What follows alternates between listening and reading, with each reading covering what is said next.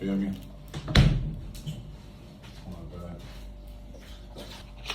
Alright, so yeah, for this video, I'm just gonna talk about what was basic training like, what was AIT like, what it's been like at my unit. I signed a 3-year contract as a 92 Fox. During basic training, I would write in this notebook faithfully every single day, because in basic training, you don't have your phones. You know, you have to take basic training and AIT with a grain of salt. Because once you get to the big army and you're in your unit, a lot of that stuff goes out the window. The mass punishment, battle buddy system, just like getting in trouble for stuff that you did not do. Like, that's not a thing when you get to your unit. If I could go back in time, I would have definitely did more research as far as the branches go. I think the Army recruiter building was close to where I lived back home in Minnesota, and so I kind of just was like, all right, I'm just gonna join the Army. And I didn't do any research as far as looking into the Navy or the Marines or Air Force. Now, I don't know if I would have been able to get into the Air Force because I don't think my ASVAB score would have been high enough. I just kind of signed up. Once you go through it, you're gonna end up missing it, right? So for those 10 weeks where you don't really have your phone, I would just say embrace it. I think the number one thing I miss besides my family was just music. And you don't understand how much music helps. Like when you're in the bus, you go to sit call and you're in a taxi or something and they're playing music, like it really helps you get through it. Don't bring a lot of stuff because they're gonna give you everything that you need. So literally, like when you leave for basic, just maybe have a small thing of toothpaste, toothbrush, some deodorant, and you'll be fine because they're literally gonna give you everything because they front you some money when you go to the PX. Eventually, you're gonna pay it back. So as far as like my recruiter goes, man, listen, like he was able to get me in because I had to get a waiver for the neck tattoos. So we really didn't keep in touch at all. So I had to wait. There was like 4 or 5 months before I actually shipped out. And so for that whole time of waiting, I didn't really hear from my recruiter at all. And come to find out, I guess he got in trouble and was under investigation or something. So 2 weeks before I shipped out is when I finally heard from somebody, and it was a completely different recruiter. So I don't even know what happened to the person that actually got me in. And they're gonna make you buy like face paint, weapons cleaning kit. You're gonna spend $40 on the dry cleaning. You have to pay for your haircut. Like, you know, you're gonna be bald. You're gonna zero your weapon, qualify. Yeah, they make it seem like it's the end of the world if you don't qualify the first time, but they will give you plenty of chances to qualify. So I think I ended up getting, I think it was like 25 out of 40. Like, you're gonna go to the range a lot, so be prepared for that. And just be prepared for waiting, because there's so many people that have to go through. The range is cool, but you're just gonna be waiting around. Like, a lot of the stuff you're gonna be waiting around. Like, there's another thing too about basic training. Like, every other week, it seemed like they was putting stuff in your face to try to buy. Man, don't buy none of that stuff. You do not need none of the stuff that they put in your face. I paid for some pictures, but how do I say it? The pictures, they're not even good because you're gonna lose so much weight when you go through basic training. You're gonna look like a totally different person at the end of it because you're not eating the same foods that you were eating. You're very active, and like, so the pictures that you take, just mind you, you're gonna look different at the end because you take those pictures at the beginning, and then by the time you're done with basic, you don't even look like that person that you when you took the pictures. Like, you go on these different rucks, like the anvil, the hammer, the forge. I say the hammer was the toughest ruck that I did because it was the first one.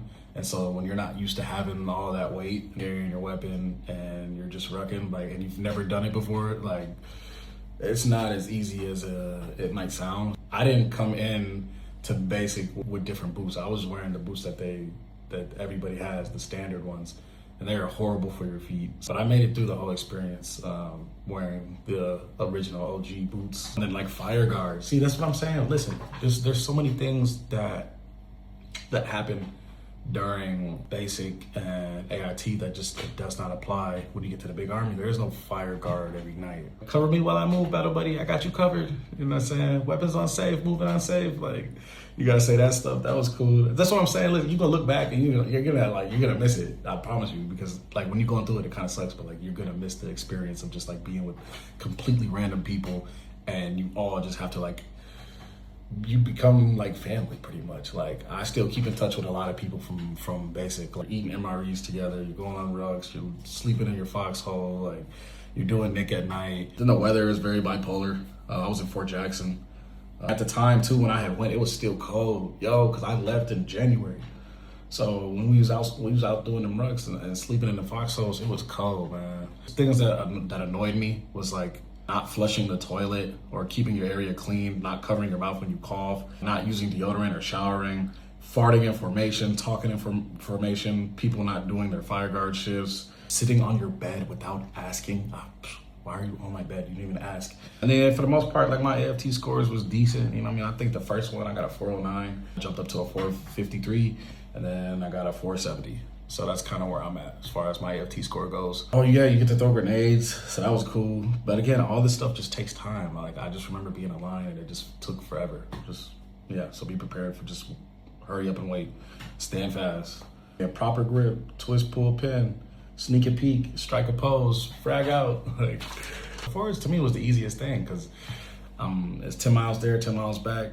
It's very rewarding too when you get back and you're done and you look back at it like, yo, I did that. You know what I'm saying? You get told where to be, what to wear, what you need to do, make your hit times, don't talk in formation. The first time you go to the DFAC and it's just like a shark attack, you know what I'm saying? And you gotta hold your tray up to your face and you're walking and they're just like yelling at you and stuff like that. I used to hate that. But that's only like the first week. After that, it's pretty chill. And that's what I'm saying. You got to take basic and AIT with a grain of salt because that is not going to be your experience when you get to your unit. We got off the bus. It was basically a shark attack right away. You know, they tell you put your hands like on the seat, look down. They drive around and you get out. You start yelling. They had like all our bags and stuff. And you got to try to like find your stuff. They gave like unrealistic tasks, and if it didn't happen, you're half right face. Like, it's not bad. It's not as bad as what people like try to make it. I'm telling you, especially if you're like a good soldier and you just like stay out the way and just handle your business. You're gonna be smooth, bro. Like they notice that, and that's another thing too, man. Take basic and AIT serious because you could rank up, and that's something that like I wish that I took it more serious. Like I was just more just trying to skate by. I ain't gonna lie to you. Whereas like, you know, when they ask you questions on, because they're gonna give you a study guide, such as like knowing, you know, the chain of command and just, you know, knowing the soldier's creed and the army song and just making yourself stand out because you can get promoted. And I wish that I took it more serious, for sure. So in basic, you're in a bay with, I think we had like 63 people in our bay. And then you go to AIT and you're only sharing a room with 3 people, right? Big difference. And then you also get your phone. Eventually you get weekend passes. Now your AIT experience is really gonna be determined on who your drill sergeant is. My drill sergeant sucked, all right? Just an asshole, made things more difficult than it needed to be.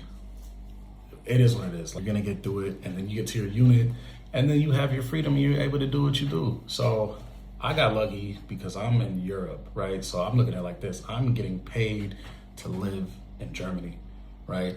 I do my job Monday through Friday. You have your weekends off. I'm able to travel. I get here, it's just like a lot of in processing, a lot of briefs, meetings, you're just talking to different people. In Germany, we have a 4-day every single week, or we have a 4-day every month. Every month that you were here, you were gonna have a 4-day. I didn't know that, and I've been enjoying that. From 7:30 to 9, that's you time where you can shower, have breakfast. If you wanna go back to sleep, go back to sleep. You know, lunch is 11:30 to 1300. So same deal, you can go to lunch, or once you have your own room, you could just have food in your room so you don't even have to go to the DFAC. You start figuring things out and you start making connections, start making friends. Just know that people are always paying attention to you. Whether they speak to you or not, people are watching you. My room is not bad. You share a bathroom with somebody, so like on this other side over here, that's a bathroom, and then there's another door that goes to another room. So that's, I wouldn't call it my roommate, but we share a bathroom. That's kind of a little bit about basic AIT and a little bit of time that I have been at my unit. I don't really know what else to say. Like, right place, right uniform, don't be late. Like, to me, one of the easiest jobs that you could have.